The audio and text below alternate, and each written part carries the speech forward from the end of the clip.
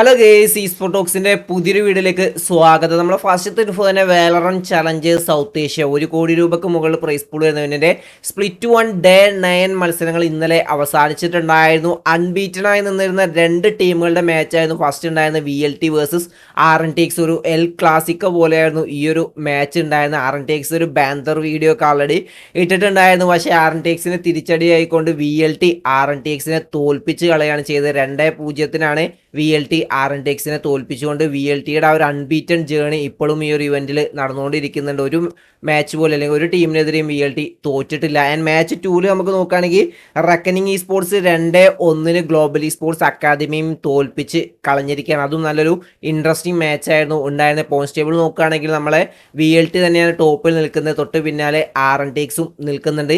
ഇനി ഇന്നത്തെ മത്സരങ്ങൾ നമ്മൾ നോക്കുകയാണെങ്കിൽ OG വേഴ്സസ് ടീം ഓറയും ആസ്ട്രോറിക്കും SA2 മത്സരവും നമുക്ക് ഇന്ന് കാണാനായിട്ട് സാധിക്കുന്നതായിരിക്കും. അപ്പോൾ വേറെ ഇഷ്ടപ്പെടുന്നവർ ഈ ഒരു മാച്ചുകൾ കാണാനായിട്ട് ശ്രമിക്കുക. അതിൻ്റെ അടുത്തൊരു ഇൻഫോ എന്ന് പറയുന്നത് BGS 2025 2 കോടി രൂപ പ്രൈസ് പൂൾ വരുന്നതിൻ്റെ റൗണ്ട് 4 മത്സരങ്ങൾ ഇന്നലെ അവസാനിച്ചിട്ടുണ്ടായിരുന്നു. അടിപൊളി എൻഡിങ് മത്സരങ്ങളായിരുന്നു നമുക്ക് ഇന്നലെ കാണാനായിട്ട് സാധിച്ചിട്ടുണ്ടായിരുന്നു. നമുക്ക് ഓരോ ഗ്രൂപ്പിൻ്റെയും മത്സരങ്ങൾ നോക്കുകയാണെങ്കിൽ ഈ ഗ്രൂപ്പ് 4 മത്സരത്തിൽ ഫോറം ആ ഒരു കൺസിസ്റ്റന്റ് പെർഫോമൻസ് ഇന്നലെയും കാഴ്ചവെച്ചിരിക്കുകയാണ്. ഇന്നലെ നടന്ന ലാസ്റ്റ് മാച്ചിൽ 7 ഫിനിഷസോട് കൂടിയുള്ള ചിക്കനിനെ സ്വന്തമായിക്കൊണ്ട് 30 പോയിന്റാണ് ഇന്നലെ അവർ സ്വന്തമാക്കിയത്. ടോട്ടൽ 64 പോയിന്റോട് A1 പൊസിഷനിൽ ഫോറം ഗ്രൂപ്പ് 4 എത്തിയിട്ടുണ്ടായിരുന്നു. ആൻഡ് വിൻഗോഡിന്റെ വേറെ ലെവൽ കംബാക്ക് പെർഫോമൻസ് ആണ് നമുക്ക് കാണാനായിട്ട് സാധിച്ചത്. ഡേ 1 11ാം സ്ഥാനത്ത് ഉണ്ടായിരുന്ന ടീം ഇന്നലത്തെ ഫസ്റ്റ് മാച്ചിൽ തന്നെ 12 ഫിനിഷസോട് കൂടിയുള്ള ചിക്കൻ ഡിന്നർ സ്വന്തമാക്കി. അവിടെയും നിർത്തിയില്ല, സെക്കൻഡ് മാച്ചിൽ 15 ഫിനിഷസോട് കൂടിയുള്ള ചിക്കൻ ഡിന്നർ. അങ്ങനെ വേറെ ലെവൽ കംബാക്കാണ് ടീം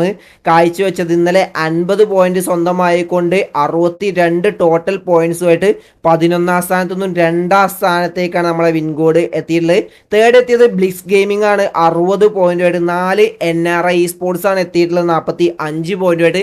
ഇത് മല്ലു ടീമാണോ എന്ന് കുറേ പേര് ചോദിച്ചിട്ടുണ്ടായിരുന്നു. NRI എന്ന് പറയുന്ന ഒരു മല്ലു ഓർഗായിരുന്നു. പക്ഷേ ഈ ഒരു ലൈനപ്പിനെ NRI ആൾറെഡി റിലീസ് ചെയ്തിട്ടുണ്ടായിരുന്നു. NRIയുടെ പാർട്ടോ കാര്യങ്ങളോ ഒന്നുമല്ല, അവർ ജസ്റ്റ് ഈ ഒരു പേര് യൂസ് ചെയ്യുന്നു എന്ന് മാത്രമേ ഉള്ളൂ. അത് കുറേ പേർക്ക് ഡൗട്ട് ഉണ്ടായിരുന്നു, അതുകൊണ്ടാണ് ഞാൻ പറഞ്ഞിട്ടുണ്ടായിരുന്നത്. അതിൻ്റെ 7ാം സ്ഥാനത്താണ് നമ്മളെ ജെനിസസ് സ്പോർട്സ് എത്തിയിട്ടുണ്ടായിരുന്നത്. നമ്മൾ മാക്കിൻ്റെ ടീം ഡേ 1 നല്ലൊരു പെർഫോമൻസ് കാഴ്ചവെച്ചു.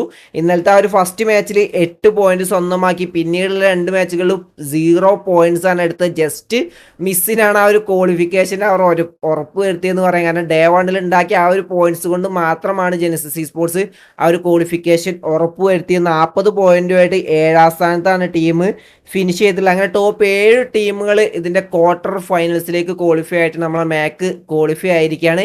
മറ്റൊരു തിരിച്ചടി ആയിട്ടുള്ളത് വൈൽഡ് ഫാങ്സിനാണ്. നമ്മളെ സ്കൗട്ട്, സെൻസെ, ട്രേസ് ഗോഡ്, സാഫ് തുടങ്ങിയുള്ള ടീമിന് വമ്പൻ തിരിച്ചടിയാണ് നേരിട്ടിട്ടുണ്ടായിരുന്നത്. ഫസ്റ്റ് മാച്ചിൽ 1 പോയിന്റോട് കൂടി തുടങ്ങിയ സെക്കൻഡ് മാച്ചിൽ 10 പോയിന്റ് എടുത്തുകൊണ്ട് ഒരു കംബാക്ക് കാഴ്ചവെച്ചു. ലാസ്റ്റ് മാച്ചിൽ അത്യാവശ്യം കുറച്ച് പോയിന്റ്സ്, ഒരു 5-6 പോയിന്റ്സ് അല്ലെങ്കിൽ പ്ലേസ്മെന്റ് പോയിന്റ്സ് എങ്കിലും ഉണ്ടാക്കിയിരുന്നെങ്കിൽ അവർക്ക് ക്വാളിഫൈ ആവാനായിട്ട് സാധിക്കുമായിരുന്നു. പക്ഷേ ഒരു പോയിന്റ് പോലും എടുക്കാനായിട്ട് ലാസ്റ്റ് മാച്ചിൽ വൈൽഡ് ഫാക്സിന് സാധിച്ചില്ല. 3 മാച്ചിൽ വെറും 11 പോയിന്റാണ് ഇന്നലെ എടുത്തത്. അങ്ങനെ 28 പോയിന്റ് 11ാം സ്ഥാനത്താണ് ടീം എത്തിയിട്ടുള്ളത്. വൈൽഡ് കാർഡ് റൗണ്ടിലേക്ക് പോലും ക്വാളിഫൈ ആകാൻ പറ്റുന്ന രീതിയിലുള്ള പോയിന്റ്സ് അവർക്ക് ഇല്ലായിരുന്നു. അതുകൊണ്ട് തന്നെ ഈ ഒരു ഇവന്റിൽ നല്ല BGS ഒന്നും പുറത്തായിരിക്കുകയാണ്. സ്കൗട്ടിന് ഭയങ്കര ഒരു ചാൻസ് ഉള്ള ഇവന്റാണ്. സ്കൗട്ടിന് കംബാക്ക് നടത്തണം എന്ന് പറഞ്ഞൊരു ഇവന്റ് ആയിരുന്നു. പക്ഷേ സ്കൗട്ടിന് ആ ഒരു ലെവലിൽ കളിക്കാനായിട്ട് സാധിച്ചില്ല. ആൻഡ് സെൻസെ നിങ്ങൾ ആലോചിക്കുക, എത്ര ലെവലിൽ കൺസിസ്റ്റന്റ് ഉണ്ടായിരുന്ന ഒരു പ്ലെയർ ആയിരുന്നു. പിന്നീട് നമുക്ക് സെൻസയുടെ ഒരു ബിഗ്ഗസ്റ്റ് ഡൗൺഫാൾ ആണ് കാണാനായിട്ട് സാധിച്ചത്. വെറും പ്ലേസ്മെന്റ് പോയിന്റ് നോക്കുകയാണെങ്കിൽ 3 പോയിന്റ് മാത്രമേ ടീമിന് സ്വന്തമാക്കാനായിട്ട് സാധിച്ചുള്ളൂ. അത്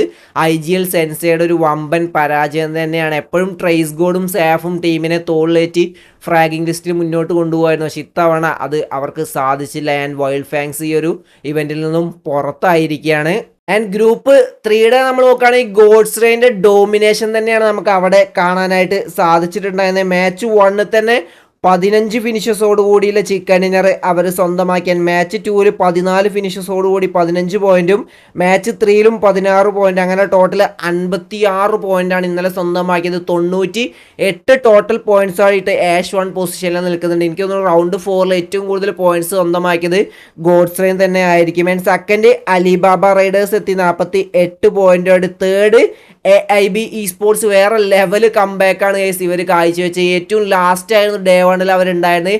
അവിടെ നിന്നുമാണ് ഈ ഒരു കംബാക്ക് കാഴ്ചവെച്ചത്. അതിൽ എടുത്തു പറയേണ്ട ലാസ്റ്റ് മാച്ചിൽ GenXFM തീർത്തുകൊണ്ടുള്ള ആ ഒരു ചിക്കൻ ഡിന്നർ പെർഫോമൻസോടുകൂടി 16ാം സ്ഥാനത്തു നിന്നാണ് 3ാം സ്ഥാനത്തേക്ക് AIB esports എത്തിയിട്ടുള്ളത്. 44 പോയിന്റായിട്ട് നമ്മളെ മല്ലോർഗയുള്ള മിത്ത് ഒഫീഷ്യൽസിന് ആ ഒരു ടോപ്പ് 7ലേക്ക് എത്താനായിട്ട് സാധിച്ചില്ല ഗൈസ്. നമുക്കറിയാം T1 ലെവലിലൊക്കെ നല്ലൊരു കൺസിസ്റ്റന്റ് പെർഫോമൻസ് കാഴ്ചവെച്ച ഓർഗ ആയിരുന്നു മിത്ത് ഒഫീഷ്യൽസ്. പക്ഷെ അവർക്ക് ആ ഒരു ടോപ്പ് 7ലേക്ക് എത്താനായിട്ട് സാധിച്ചില്ല. 30 പോയിന്റ് അവർ സ്വന്തമാക്കിയിട്ടുള്ള GenXFM നമ്മൾ ഈവിള് കളിക്കുന്ന ടീമിനും ക്വാളിഫൈ ആവാനായിട്ട് സാധിച്ചില്ല. 10ാം സ്ഥാനത്താണ് ടീം ഫിനിഷ് ചെയ്തത്. ഫസ്റ്റ് 2 മാച്ചുകളും ഓരോ പോയിന്റ് വീതമാണ് സ്വന്തമാക്കിയത്. ലാസ്റ്റ് മാച്ചിൽ നല്ല രീതിയിൽ ട്രൈ ചെയ്തു. അവിടെ ആ ഒരു ചിക്കൻ ഡിന്നർ ടീമിന് സ്വന്തമാക്കാൻ സാധിച്ചിരുന്നെങ്കിൽ അവർക്ക് ക്വാളിഫൈ ആവാനായിട്ട് സാധിക്കുമായിരുന്നു. പക്ഷേ Ash 2 മാത്രമേ ആ ഒരു ലാസ്റ്റ് മാച്ചിൽ അവർക്ക് സ്വന്തമാക്കാനായിട്ട് സാധിച്ചുള്ളൂ. അങ്ങനെ ടോട്ടൽ 25 പോയിന്റോട് 10ാം സ്ഥാനത്താണ് ടീം ഫിനിഷ് ചെയ്തിട്ടുള്ളത്. GenXFM ഈ ഒരു BGS നിന്നും പുറത്തായിരിക്കണം. അടുത്തൊരു മലയാളി പ്ലെയറും കൂടി BGS നിന്നും